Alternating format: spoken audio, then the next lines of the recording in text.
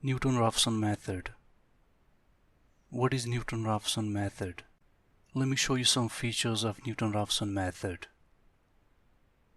Newton-Raphson method is a powerful method to solve nonlinear algebraic equations. Its convergence is very fast.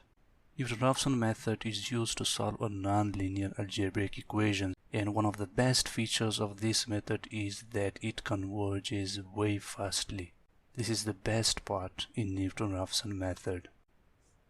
The iteration of Newton-Raphson method will be stopped when two successive iterations coincide up to the desired degree of accuracy. Newton-Raphson method is an iterative method.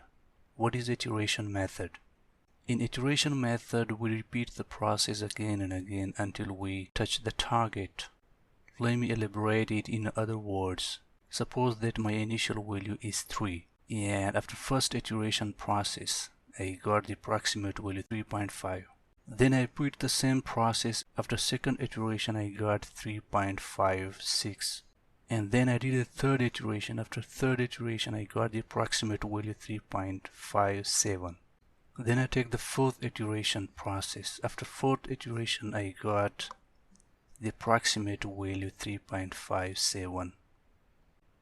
Third iteration has 3.57, and it repeats in the fourth iteration, which is also 3.57. So once you came at that stage, then you're gonna stop the process. That's what this statement means. But don't worry, we're gonna do it in the upcoming lectures. Newton-Raphson method is used at many places to find the root, but sometimes this method does not convert to the root.